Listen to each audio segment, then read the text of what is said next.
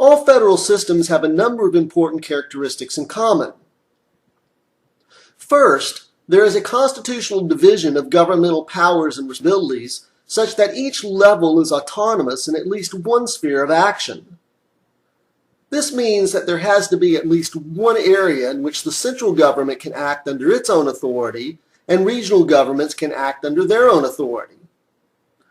In the American federal system, there are many areas in which the national government has autonomous power to act, and many areas in which the states have autonomous power to act. Autonomous power does not mean that one level of government can do it and the other cannot. In fact, in the United States, there are many areas in which both the national government and the states can act under their own authority. For example, both the national government and the states can impose taxes. Neither has to get the permission of the other to lay and collect taxes. Both levels of government can regulate the actions of individuals and corporations, and both levels can provide for the welfare of their citizens. Second, each government in the federal system is final and supreme in its constitutionally assigned sphere. This means that when the national government exercises its autonomous authority, the states cannot void the act. When the states exercise their autonomous powers, the national government cannot override or void those acts. For example, though it doesn't seem very likely in the foreseeable future, if Texas decided to enact a state income tax, the United States Congress could not repeal it. If it is an autonomous power of either level of government, when they exercise that power, it is final and supreme.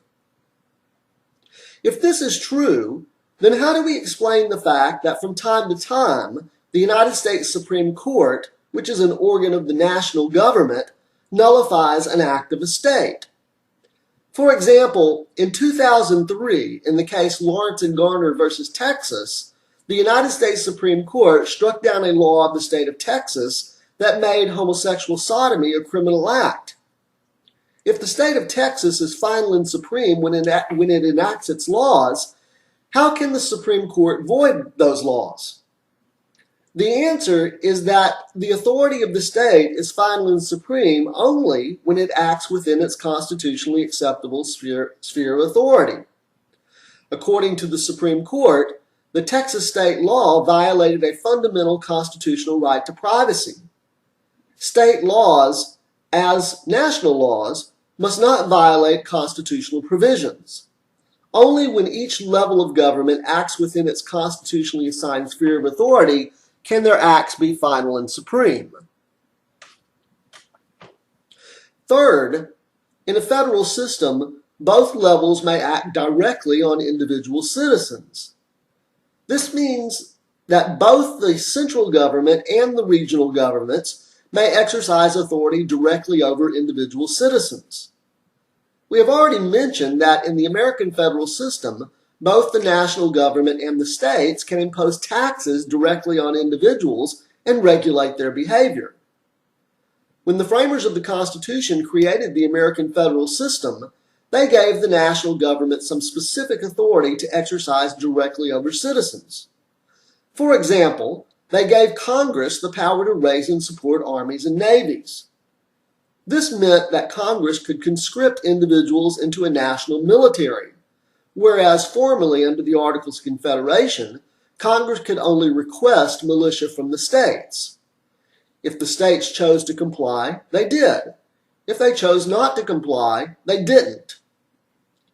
While there was virtually unanimous agreement that Congress should have the power to raise and support a military force, more generally, there was widespread concern among many giving the national government broad authority to act directly on individual citizens was dangerous in the extreme. Even the elegant words which begin the preamble struck a nerve among the anti-federalist opponents of the Constitution. "We, the people of the United States." That phrase caused Patrick Henry, who was a delegate to the Virginia Convention considering ratification of the Constitution, to beseech his colleagues.